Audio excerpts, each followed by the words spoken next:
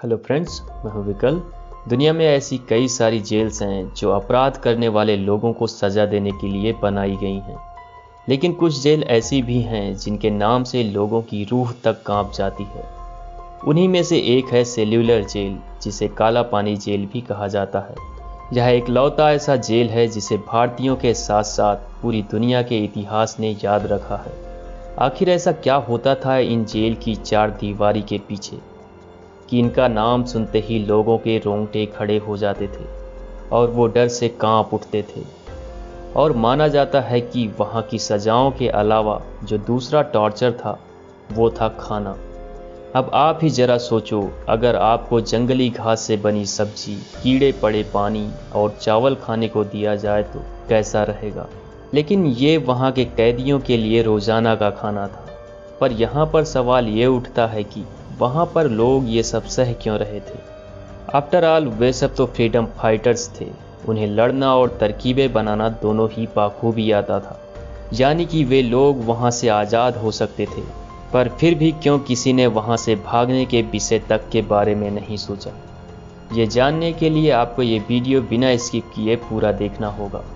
पुराने ज़माने में माना जाता था जो भी इंसान समुंदर को पार कर अपनी ज़मीन से दूर जाता था वो अछूत हो जाता था और उस इंसान को उसके धर्म, जाति और समाज से बेदखल कर दिया जाता था।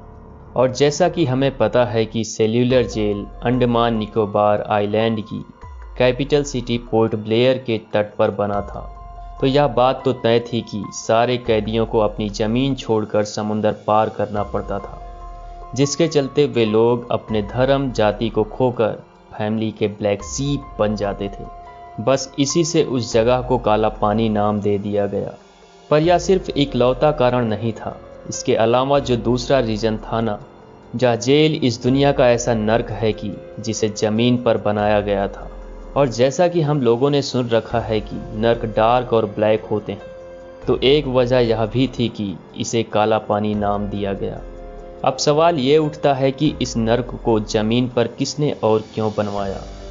दरअसल बात है 1857 की, जब हिंदुस्तान ने आज़ादी के लिए पहली बार अंग्रेज़ सरकार के खिलाफ बगावत की थी। पर इस बगावत को अंग्रेज़ों ने किसी तरह शांत तो करवा दिया था, लेकिन हिंदुस्तानियों के बीच लगी इस चिंगारी को देख अंग्रेज़ों के मन में डर बैठ गया था कि कहीं अगर हिंदुस्तानियों के बीच अंग्रेज़ों का डर नहीं रहा तो, और अगर ये एक हो गए तो शायद अंग्रेज़ी सरकार का यहाँ पर रहना मुश्किल हो जाएगा। और इसीलिए अंग्रेज़ों ने एक ऐसी जेल बनवाई जो भारतीयों के दिलों में डर बैठा दे, और यह भारत से कहीं दूर हो। बस उसके बाद साल 1896 में ही इस जेल का निर्माण कार्य शुरू किया गया। वहाँ के जंगलों को काटा जाने लगा, लेकिन यहाँ की जलवायु, जंगलों में सांप, बिच्छू वहाँ पर काम कर रहे लोगों के लिए लगातार संकट बने रहे। सबसे पहले अंग्रेजी अधिकारियों के लिए आवास, कमिश्नर हाउसेस और चर्च जैसी चीज़ों का निर्माण करवाया गया। उसके बाद जेल पर निगरानी के लिए जेल के बीचों बीच एक टावर बनवाया गया। इस टावर से ही कैदियों पर नज़र रखी जाती थी। इसके बाद शुरू हुआ ऑक्टोपस की तरह 7 शाखाओं में फैले विशाल जेल का निर्माण। हर एक जेल 3 मंजिल में बनाई गई और इस विशाल जेल में 696 सेल्स बनाई गईं, ताकि यहाँ पर लाए गए सभी कैदियों को अलग अलग रखा जा सके। यहाँ पर कैदियों को एक दूसरे से अलग रखने का एक ही मकसद था कि कैदी स्वतंत्रता आंदोलन से जुड़ी कोई योजना ना बना पाएं और अकेलेपन का जीवन जीते जीते अंदर से टूट जाएं, ताकि वे अंग्रेजी सरकार के खिलाफ बगावत करने की हालत में ही न रहें।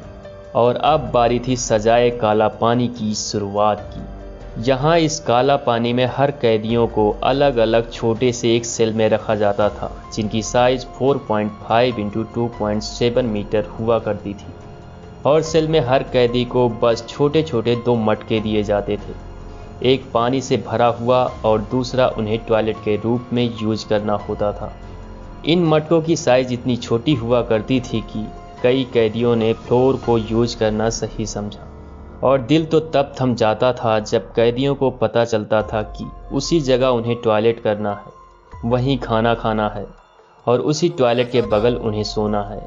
इस हाइजेनिक कंडीशन के कारण कई कैदियों की जान तक चली जाया करती थी। और दूसरी चीज़ जहां लोगों की जान सबसे ज़्यादा जा रही थी वो था वहां का ऑयल माइनिंग। जो लोग ऑयल माइनिंग करते थे उनके पैरों में बेड़ियां बंधी होती थी और हाथों में हथकड़ियां बांधे पूरे दिन एक चक्की को घुमाते थे ताकि नारियल से ऑयल निकाला जा सके। उनका पर डे का टारगेट था 30 पाउंड ऑयल निकालना, जो कि नेक्स्ट टू इम्पॉसिबल था। और दूसरा इम्पॉसिबल काम था सूखे हुए नारियल के भूसे से फैब्रिक निकालना। जब उनसे 20 नारियल के भूसों से फैब्रिक निकालने का टारगेट नहीं पूरा होता था दिए हुए वक्त में, तो उस रात उन्हें सेल्स की जगह बाहर दीवारों पर लटकाया जाता था, कुछ इस तरह। ट्रस्ट मी, मेरी मानो तो ये कुछ भी नहीं था, क्योंकि असली टॉर्चर था वहाँ का खाना। पूरे दिन जानवरों की तरह काम करवा कर उन्हें खाना भी जानवरों वाला दिया जाता था।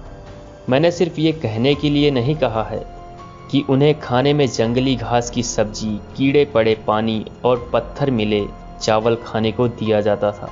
जी हाँ, जंगली घास, जिनके चलते कई कैदियों ने यह खाना खाकर अपना दम तक तोड़ दिया था। पर क्या हो रहे इन अत्याचारों के विरुद्ध कभी किसी ने आवाज़ नहीं उठाई? कुछ लोगों ने आवाज़ उठाई थी, लेकिन अंग्रेजी सरकार ने उन्हें फांसी चढ़ा दिया। पर सवाल अभी भी वही है जो इंट्रो में था, कि क्यों इन फ्रीडम फाइटर्स ने इतना सब सहना सही समझा, जबकि वे लोग लड़कर और कोई तरकीब लगाकर वहां से भाग सकते थे। एक बार 338 कैदियों ने एक साथ यहां से भाग निकलने का प्लान बनाया, पर ये सब बीच समंदर में ही अंग्रेजी सरकार द्वारा पकड़े गए। 87 लोगों को ब्रिटिश गवर्नमेंट ने फांसी दे दी, जिसे देखकर फिर कभी किसी ने यहाँ से भागने की कल्पना तक नहीं की। और ऐसे ही कई सारे टॉर्चर फ्रीडम फाइटर्स ने 1942 के वर्ल्ड वार तक सहे। और 1942 के बाद कहानी इस तरह पलटी कि जिस जेल में अंग्रेज़ों ने दूसरों पर जुल्म ढाया था, उसी जेल में फिर उन्हें अपनी नानी याद आ गई। 1942 में जापानीज़ ने अंडमान निकोबार पर हमला कर सेल्यूलर जेल अपने कब्जे में कर लिया और उन्होंने गांधी जी और रविंद्रनाथ टैगोर की विनती पर सारे इंडियंस को छोड़ दिया। और रही बात अंग्रेज़ों की, तो उन्होंने वही पाया जो उन्होंने बोया था, यानी कि जो टॉर्चर वे लोग इंडियंस पर सालों से करते आ रहे थे, वही टॉर्चर जापानीज़ ने उन अंग्रेज़ों के साथ किया। और फिर 1945 के वर्ल्ड वार के बाद जापानीज़ ने अंडमान निकोबार आइलैंड को सुभाष चंद्र बोस के हवाले कर दिया। आज की डेट में काला पानी जेल को भारत सरकार ने म्यूजियम में कन्वर्ट कर दिया है। वीडियो अच्छी लगी हो तो वीडियो को लाइक, शेयर, सब्सक्राइब करना मत भूलिएगा।